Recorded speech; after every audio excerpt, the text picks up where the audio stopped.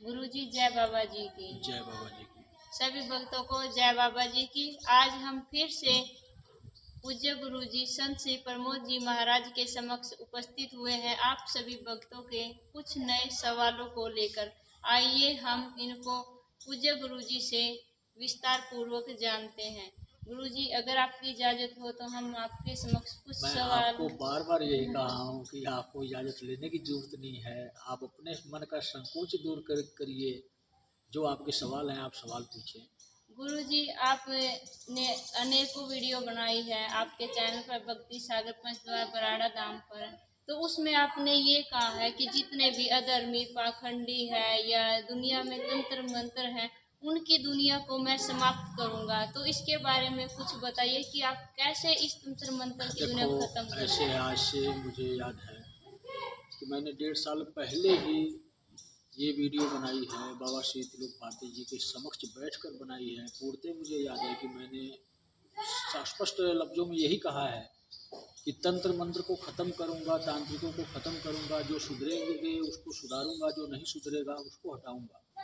मतलब तांत्रिकों को जान से मार दूंगा जो मेरी बातों को नहीं समझे। उस वक्त मैं खुद डरता था, क्योंकि ऐसे है ना कि जब तक हमारे पास ज्ञान संपूर्ण नहीं होता है तब तक हमारे मन में डर रहता है।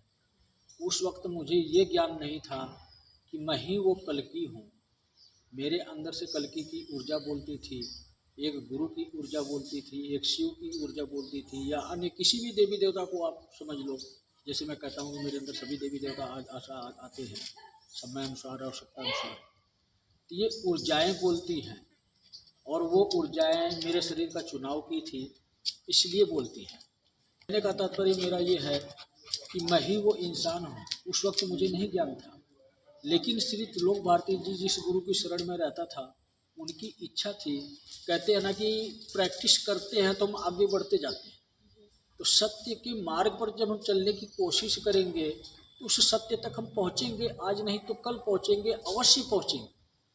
और आज वो समय आ गया है कि मैं अपने भक्ति के माध्यम से अपने आप को पूर्ण बना चुका हूँ। आज मुझे ये ज्ञान हो चुका है कि मैं ही वो कल्कि हूँ, मैं ही वो काल पुरुष हूँ, मैं ही वो संत श्री प्रमोद जी महाराज हूँ, जिसका चुनाव हुआ है पूरे युग को बदलने के लिए, पूरी दुनिया को बदलने के लिए।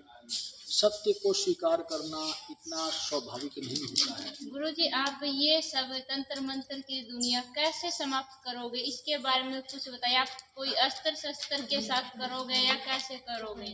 देखो, इसमें साधारण सी बात है कि हर युग में अलग अलग अलग नियम से युग परिवर्तन किया जाता है, और अन्य युगों में स्वयं राक्षस आपके समक्ष दिखाई देते थे, सभी इंसान देखते थे, भगवान संहार करते थे, देखते थे। और कलयुग में कली राक्षस क्या किसी को दिखाई दिया? किसी ने देखा है कि कली राक्षस कैसा है? अदृश्य स्वरूप में है। जानते लगभग काफ़ी लोग हैं कि इस कलयुग में कली का प्रभाव सभी इंसान, एक अदृश्य स्वरूप में ही वो हमला बोल रहा है, आपको शिकार बना रहा है, आपको परिवर्तित कर रहा है, धर्म के मार्ग से भटका रहा है। तो इसीलिए कल्कि की ऊर्जा आई है।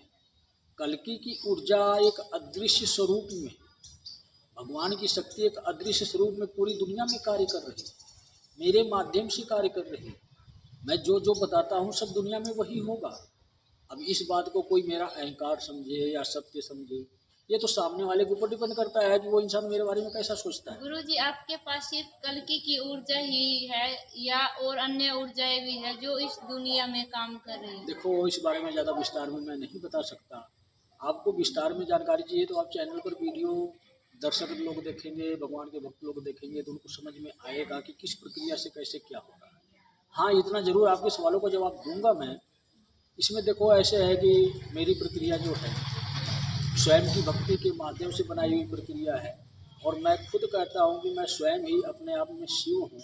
जो स्वयं की भक्ति करता है वही शिव होता है, और इसीलिए वो सारी शक्तियाँ मेरे पास हैं जिस जिसकी आवश्यकता है युग परिवर्तन करने के लिए। जैसे कि मैं अपने आप को कल्कि कहता हूँ, कल्कि की ऊर्जा आएगी मानव परिवर्तन करने के लिए। मानव जो इतने भी इंसान हैं, जीव जंतु प्राणी हैं, सबका हिसाब किताब कल्कि ही करेंगे, क्योंकि सभी जानते हैं कि विष्णु जी ही पालन करता है। लेकिन कलयुग है, कली राक्षस का प्रभाव सभी इंसानों पर है, सभी इंसानों को परिवर्तित करना पड़ेगा। तो काम तो कलयुग में तो बहुत ज़्यादा हो गया। जैसे कहते हैं अन्य युगों में भगवान आते हैं राक्षसों का संहार करने के लिए, इंसानों का संहार करने तो नहीं आए। लेकिन कलयुग में सभी इंसान तो राक्षस बन चुके हैं, कलयुग के हिसाब से जी रहे हैं, कलयुग के नियमों का पालन कर रहे हैं। ऐसा कोई इंसान नहीं है जो सत्य के मार्ग पर चलकर स्वयं को अपने आप को पहचानता। अगर कोई ऐसा इंसान है तो वो अब के समय में तैयार हुआ है। जब कल्कि की ऊर्जा कार्य करना शुरू की 10-11 साल से कुछ ऐसे लोग इस पृथ्वी पर प्रकट हुए, जन्म लिए, जो अध्यात्म का मार्ग दिखा रहे हैं। ये कल्कि की ऊर्जा काम की है, इससे पहले कोई नहीं था जो स्वयं को पहचान सके। गुरुजी, आप ये भी कहते हो कि जब जब आप डमरू बजाते हो, आपने एक वीडियो में जिक्र भी किया है कि 12 से 3 बजे तक डमरू बजता है और जितना डमरू बजता है उतना ही हाँ, महाकाल जी मैं तांडव देखो, करते हैं। आपने मेरे जवाब से पहले ही यही सवाल आपका आ गया। मैं अब यही बताने जा रहा था, कल्कि के बारे में आपको बताया कि कल्कि की ऊर्जा कार्य करती है, लेकिन मेरा जन्म हुआ है काल पुरुष के हिसाब से। मैं कल्कि नहीं हूँ, कल्कि नहीं हूँ, कल्कि बनूंगा। सबसे पहले नंबर पर तो मैं काल पुरुष हूँ, क्योंकि मुझे शिव ने भेजा है युग परिवर्तन करने के लिए। युग परिवर्तन का मतलब बहुत विस्तार रूप से आप अगर जानना चाहो तो स्पेशल वीडियो में कभी आपको उपस्थित कराऊंगा भक्ति सागर पंचद्वार बराड़ा धाम चैनल पर ही। लेकिन अभी संक्षेप रूप में आपको बताता हूँ कि युग परिवर्तन का मतलब होता है कि इस दुनिया में जितनी भी विज्ञान के हिसाब से इंसान के जीवन का आधार बनाया हुआ है, उनमें से कुछ सुविधाओं को नष्ट कर, कहते हैं कि जैसे परमाणु युद्ध होगा, बहुत विनाश होगा, प्राकृतिक आपदाएं आएंगी, जल प्रलय आएगा, ये सब कौन कर रहा है? यही तो युग परिवर्तन की प्रक्रिया है। मानव परिवर्तन तो कल की करेंगे, लेकिन काल पुरुष आए हैं, शिव के आदेश से आए। एक इंसान जन्म लिया, उसने भक्ति की स्वयं की, गुरु के माध्यम से, गुरु की शरण में रहकर, गुरु के दिखाए हुए मार्ग पर चलकर वही इंसान तो काल पुरुष बना है। और वही इंसान तो डमरू बजाता है शिव का, क्योंकि वही इंसान कहता है, मैं ही कहता हूँ आपको कि मैं काल पुरुष हूँ, मैं कल्कि हूँ, मैं ही शिव हूँ। तो शक्तियाँ ये किसी न किसी इंसान के माध्यम से ही तो युग परिवर्तन करती हैं। आज वही शक्ति एक अदृश्य स्वरूप में युग परिवर्तन कर रही है, क्योंकि डमरू तो मैं पंचद्वार बराड़ा धाम पर बजाता हूँ, लेकिन इसकी ऊर्जा डमरू की पूरे ब्रह्मांड को हिलाती है, पूरे ब्रह्मांड की व्यवस्था को ठीक करती है। जो असंतुलन बना हुआ है आज के समय में, उसको संतुलित कर रही है, एक सत्य को स्थापित कर रही है। क्योंकि ये शिव का डमरू है, इस ध्वनि से ओम का निराकार स्वरूप एक आकार लेता है, पूरी दुनिया में फैलता है। इसकी ऊर्जा से जितने भी भगवान के भक्त होते हैं उनको सुरक्षा प्रदान होती है, और जितने भी अधर्मी लोग होते हैं, पाखंडी लोग होते हैं, उन लोगों के जीवन में विपदाएं आती हैं, सृष्टि का विनाश होता है। यही डमरू का असली रहस्य है। और गुरुजी, जो ये अधर्मी पाखंडी लोग हैं या कुछ अन्य भगत भी है जो आपकी बातों को नहीं समझते और आपकी कमेंट वीडियो पर कमेंट करते हैं, अभद्र टिप्पणी करते, गालियां देते, उनके बारे में आप क्या कहना चाहोगे? मुझे तो बहुत खुशी होती है कि मुझे कार्य करने का अवसर मिल रहा है। अगर कोई मुझे अशब्द बोलेगा, अभद्र बोलेगा, गाली देगा या कुछ भी मेरे प्रति कुछ भी शब्दों का उपयोग करता है, वो बुरे शब्दों का, तो मुझे खुशी होती है कि मुझे एक और अधर्मी को सजा देने का अवसर मिल रहा है। इसीलिए मैं कभी भी आप लोगों ने देखा होगा, किसी कमेंट का अगर जवाब मैं देता हूँ मुस्कुरा कर ही देता हूँ, इसीलिए कि वो इंसान नासमझ है। क्योंकि आप लोगों ने देखा होगा कि उस युगों में भी नासमझ लोग ही थे। जैसे दुर्योधन था कृष्ण के समय में, राम के समय में भी लोग थे, तो जो पास में ही तो रहते, जो उनको भगवान नहीं मानते थे, उनके संदेशों को नहीं समझते थे। लेकिन जो सत्य स्थापित करने के लिए आया है तो सत्य स्थापित करेगा। घर में ही एक अधर्मी है, वो भगवान को थोड़ी पहचानेगा, वो तो एक साधारण इंसान के स्वरूप में ही जानेगा। शकल तो मेरी इंसान की है, आप लोगों की तरह साधारण ही हूँ मैं। भगवान आएंगे तो इंसान स्वरूप में ही आएंगे। उनके शब्द, उनकी वाणी को जो पहचान जाता है उसका उद्धार हो जाता है। अन्यथा जितने भी अधर्मी लोग होते हैं वो ना स्वीकार करते हैं, कि ये इंसान भगवान हो सकते हैं। और जब वो स्वीकार नहीं करते हैं, जब वो सत्य को नहीं पहचानते हैं, वो तो ये समझते हैं कि ये इंसान एक अधर्मी है, अपने आप को बड़ा बता रहा है। ये नहीं समझते हैं कि ये इंसान बता क्या रहा है, अपने भले के लिए तो नहीं कुछ बता रहा है, हमारे ही कल्याण के लिए हमें मार्ग दिखा रहा है, शिव युग का नियम बता रहा है। अगर इस बात को कोई नहीं समझता है तो वो अधर्मी है। जो हाल दुर्योधन का हुआ तो वही हाल इनका भी होगा। चाहे कोई मुझे गाली देता हो तो कष्ट उसके जीवन में आएगा। गुरुजी, अब आप एक बात और बताइए हमें कि जितने भी सत्संगी हैं या धर्माचार्य कथावाचक, ये सभी सत्संग लगाते हैं, दरबार लगाते हैं, सभी भक्तों को वहाँ बुलाते हैं, लेकिन आप अपने सारे वीडियो में ये बताते हो कि स्वयं की भक्ति करो, घर पर रह के करो। ऐसा क्यों है? देखो, वही तो विडंबना है कि कलयुग के आधार पे लोग अपना जीवन व्यतीत कर रहे हैं। सत्य किसी को पता नहीं, और किसी को यह ही नहीं पता है कि सतयुग से पहले शिव युग आ रहा है। अगर उनको पता होता तो शायद वो अपना अधर्म से कदम अपना पीछे हटाते, सत्य की कदम स्वयं भी बढ़ाते सत्य की तरफ और लोगों को भी पहुंचाते। लेकिन मैं कोशिश तो बहुत कर रहा हूँ कि इस प्रकार के अधर्मियों को, पाखंडियों को, चाहे मंडलेश्वर हो, साधु संत महात्मा हो, कोई भी हो, जो ये स्वीकार नहीं करता है वो स्वीकार करें। अगर नहीं स्वीकार करेंगे तो वही कहना है कि अधर्म किए हो तो सज़ा तो मिलेगी। चाहे कोई भी इंसान हो, चाहे साधारण इंसान हो, चाहे कोई भी बाबा हो या भगत हो या पुजारी हो या पंडित हो, ब्राह्मण हो या अन्य जाति धर्म से हो, हिंदू हो, सिख हो, मुस्लिम हो, ईसाई हो, भगवान एक ही हैं। जाति पाति धर्म तो हम इंसानों ने बनाया है। तो अब वो भगवान आ गए हैं, वही रास्ता दिखा रहे हैं श्री त्रिलोक भारती जी के स्वरूप में कि स्वयं की भक्ति ही महान है, अपनी अंतर आत्मा ही हमारी स्वयं की भगवान है। इसी भगवान के माध्यम से हमें वो भगवान मिलेंगे जो हमारी सोच नहीं है, जहाँ तक हम पहुँच नहीं सकते हैं वहाँ तक भी पहुँच सकते हैं। भगवान एक है, जाति और धर्म में बांट कर ना देखो। तुम ये देखो कि तुम्हारे अंदर जो आत्मा है वही आत्मा उस इंसान के अंदर भी है। सत्य को पहचानो, शिव को पहचानो, जो असली है वही असली है। तो अंतर आत्मा ही तुम्हारी भगवान है, यही सत्य है। हमें तो किसी भी सत्संग में कथावाचक के पास जाने की आवश्यकता नहीं है। हमें आवश्यकता है तो स्वयं को जगाने की आवश्यकता है। सभी लोगों ने इस कलयुग में अपने स्वार्थ को पूर्ण करने के लिए, धन वैभव कमाने के लिए अलग अलग प्रक्रिया सभी लोगों को सिखा रहे हैं। हम इंसानों को ये सीखना है कि हमें कहीं जाने की आवश्यकता नहीं, हमारे भगवान हमारे अंदर हैं। तो मैं तो बहिष्कार करता हूँ इस दुनिया का, क्योंकि मैं कलयुग में जीने के लिए नहीं आया हूँ। मैं शिव युग को इस दुनिया में स्थापित करने के लिए आया हूँ, और एक हिंदू राष्ट्र नहीं, एक सत्य सनातन धर्म की स्थापना करने आया हूँ। एक ऐसा राष्ट्र जो पूरे विश्व पर राज्य करे। तो हमारा भारत देश एक महान देश है, और इसी देश में ही सभी देवी देवता आए हैं। युग परिवर्तन का कार्य जितना भी हुआ है, जितने भी देवी देवता उपस्थित हुए हैं, भारत देश से ही आए हैं। तो भारत देश महान है, शिव महान है, भारत देश की धरती महान है, तो भारत देश का नियम भी महान होगा। सत्य सनातन धर्म भारत देश के लिए नहीं है, पूरे विश्व के लिए। गुरुजी, अब ये बताइए कि कलयुग कब समाप्त हो रहा है, शिव युग कब आ रहा है और सतयुग कब आएगा, इसके बारे में देखो, शिव युग के नियम तो शुरू हो चुके हैं।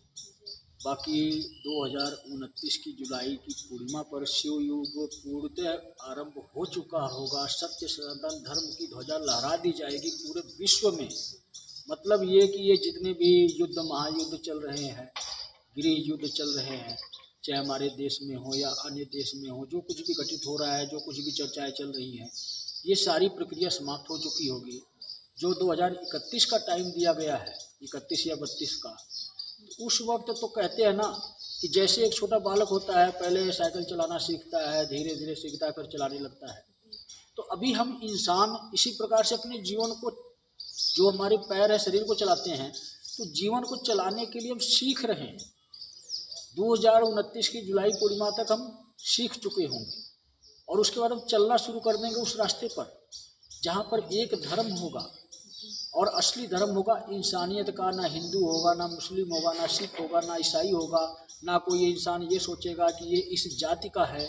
सभी लोग ये सोचेंगे, ये समझेंगे कि हाँ, ये इंसान इंसान है और हम एक भाई बहन माता पिता एक रिश्ते नाते से संबोधन हमें करना चाहिए। हमें एक परिवार बन के रहना चाहिए।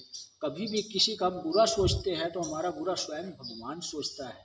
ये सीख मिल चुकी होगी।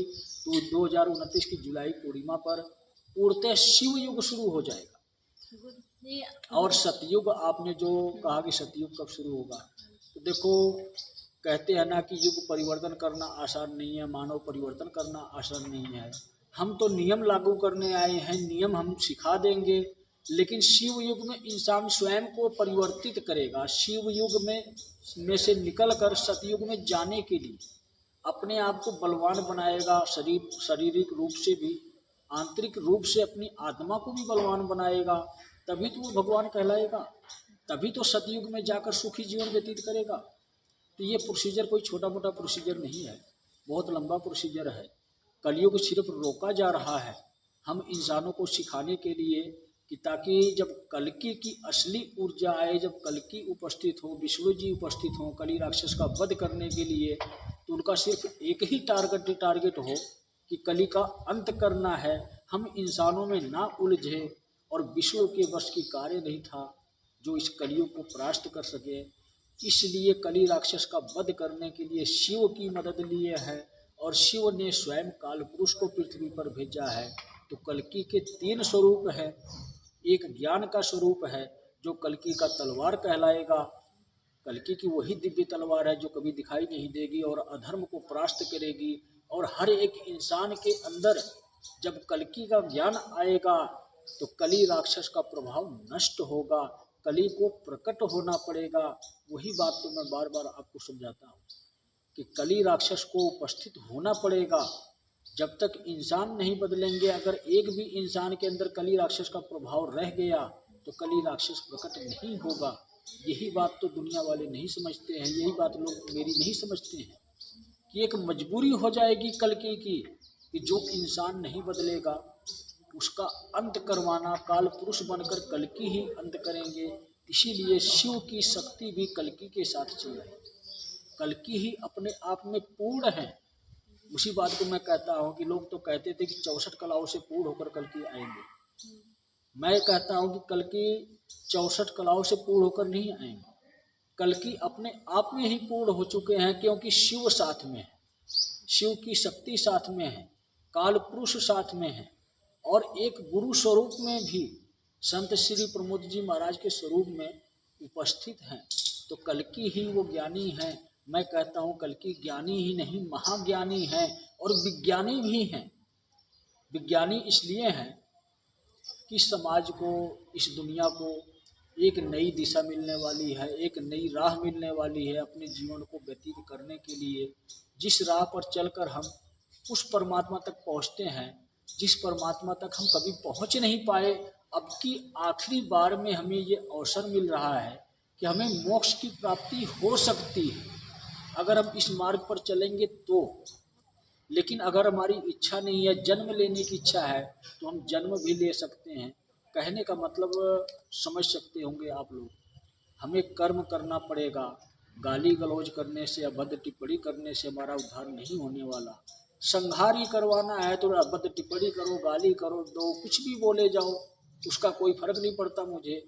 मैं तो इतना जानता हूँ कि अभी तो मैं किसी को ब्लॉक नहीं कर रहा हूँ।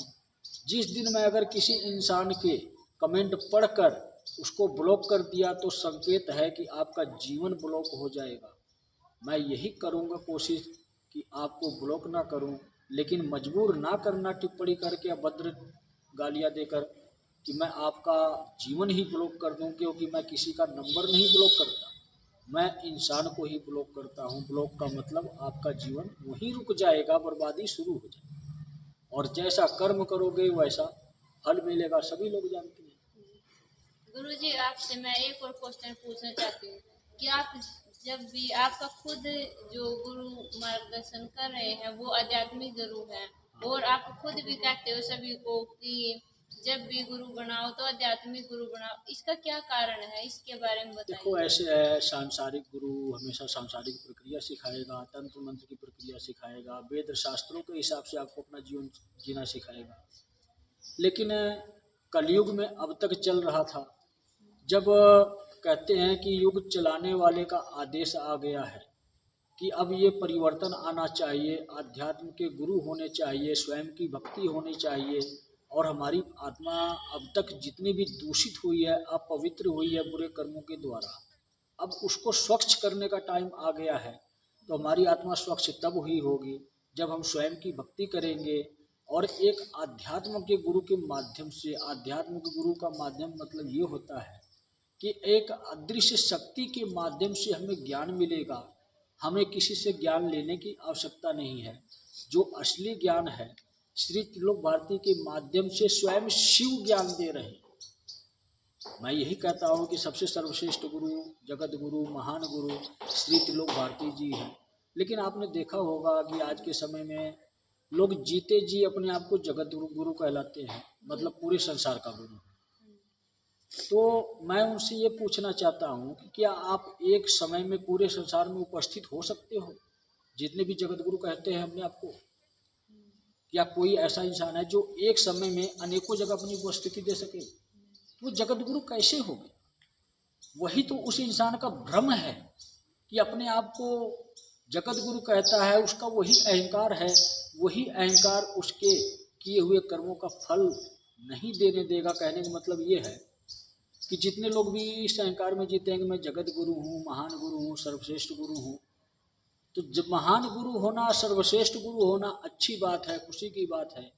लेकिन जगत गुरु बोलकर, संबोधन देकर अपने आप को, ये बहुत बड़ी गलती आप लोगों ने की है कि आप लोगों का उद्धार ही नहीं होगा। जितनी भक्ति की हो उसका भी फल नहीं मिलेगा।